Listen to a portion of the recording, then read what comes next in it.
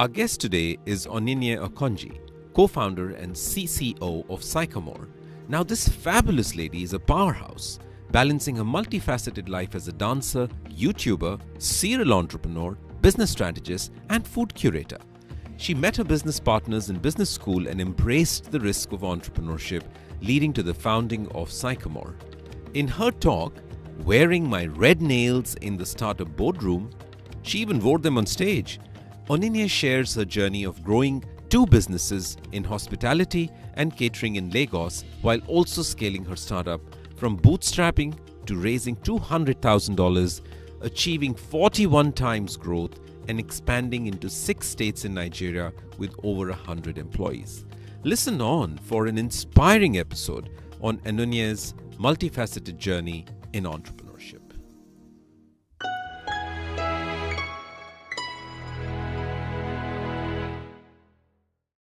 So my topic is wearing my red nails in the boardroom. Obviously, I'm wearing red nails. But ladies, don't you just love the feeling you get from getting a fresh manicure? I know I do. But before we lose all the men in the room talking about manicures at Founders Peak, I'll tell you why it's important to me and why you should care. You see, with board-level conversations comes a seriousness of purpose, a certain air of professionalism. There's a real pressure to conform, especially when you don't look or feel like most of the people in the room. And let's be honest, red nails can be seen as out of context and frivolous in this space. So let me take you right back in time. As a little girl, I was fascinated by my mother, and I adore her to date. She's a brilliant early years teacher. And a dynamic woman. She went from selling baked goods and running a restaurant in Lagos to buying and selling gold from Dubai just to make ends meet. The image of her switching it up and taking risks to evolve her business over the years has stayed with me. So also her goofy side before the children she works with, but her most striking and adorable feature looking up to her is her resilience, a quiet confidence, a refusal to be confined by her humble circumstances. This is the seed of defiance that I carry into the boardroom years later. You see, there are only a few things more defiant than rocking bright red nails in the boardroom. So it has become a symbol for me. It's a symbol of embracing the totality of who I am, challenging the status quo when necessary, and proving that you can be both successful and authentic in today's business world. So I find that in finding my comfort level in the boardroom, I face the question of authenticity versus conformity. For me, as sole female co-founder at Sycamore, I always and often have this internal debate of how much of myself should I really bring to the table. Outside work are many things. Like Gavin said, one day I'm parasailing off the shores of Punta Cana. Another time I'm hot air ballooning over the Atlas Mountain. I'm also a YouTuber, recording and vlogging my experiences as a young female African entrepreneur, just working my way through life. And other days, I'm a dancer. I'm learning the steps of Kizomba. I'm a passionate salsa dancer. But in business, I'm a business leader. Other days, business leader, raising other business leaders with a vision to disrupt the Nigerian fintech space, a space within a culture steeped in unspoken expectations. I found myself sometimes acquiescing in complex conformity situations. Frankly, it feels like I'm putting on a mask and hiding myself, or at least parts of me. So the question becomes, do I blend in, or do I give them red, hot, fire engine red tips? If I do blend in, it becomes easier for me to do the work I have to do. It's no questions asked. The path of resistance is often acceptable, right? Nobody wants to be the one that's on an uphill conversation struggle every single time. So I don't want to be that person who is the disruptive, cantankerous one just because I have a different persona, right? But if I do, alternatively, if I don't blend in rather, I will start to poke the bear.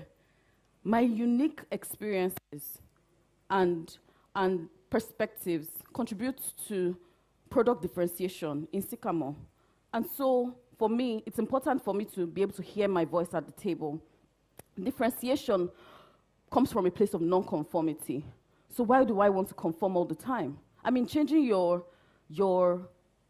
who you are so frequently, like a chameleon, is exhausting, right? So what I've learned to do is the power of informed disruption. I came up with that. It is learning how to both blend in and stand out, like, counting the steps in a salsa performance. I've learned the boardroom language, but I'm also, injecting it with a little bit of my own authentic sauce. I'll tell you 3 ways I do that. Now, backed with data from industry research and news, I'm confident to speak up and share my ideas, share my thoughts, even when I'm sharing concepts from places that have nothing to do with fintech. I'm drawing wisdom from that.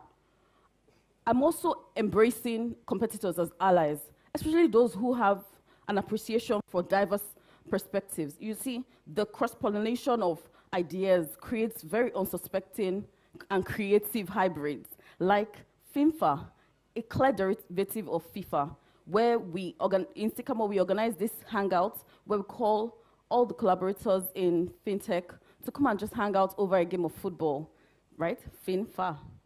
And that sometimes has spawned very interesting conversations and talks on collaboration. And the final way I do it is I'm disagreeing now without being disagreeable. I'm learning to present my ideas with passion, but also learning to listen with an open mind. This part, I've had to learn. You see, let me tell you some of the perks about being the fintech babe rocking red nails all the time. People remember you, not just for who you are, but a woman that brings a splash of color to the table, personality, and also in perspective, and importantly, a voice. People connect with genuine passion. My red nails reminds me to increase my voice and be heard, to bring my whole self to the table, drawing from all sorts of experiences, to embrace the quirks, passions, and other unique voices at the table. Because guess what? The world needs your spark. It needs your red hot ideas. This is what disruption is made of. And when you own who you are, you give permission to others to do the same, especially women who are grossly underrepresented in African and global boardrooms around the world. Deloitte estimates that number to be 23.3% in a 2024 report. That's an underwhelming statistic, but I'm sure we're on our way there. So even if your voice shakes at first, still speak up. As for other perks, imagine eating only pounded yam and egusi soup for the rest of your life. Maybe kimchi for some people, and kelewele for some people. And the ones that can't relate, mac and cheese, right? It's great at first, but super bland after a while. Well, there's no surprise there. A wise man once said, variety is the spice of life. That's how different experiences and opinions create a richer conversation and lead to better decisions. That is what my red nails is symbolic of. A reminder in my spirit to keep my fire ablaze, to ignite others along the way with my voice.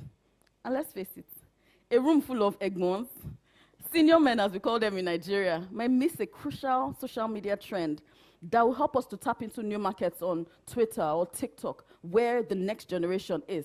Queuing, c'est moi, okay? So in closing, I'll say that you must see this fire in your soul. It must be visible to you, like my red tips are visible to me, as a reminder of your own role in your corner of the earth. You must not dim your light for anyone.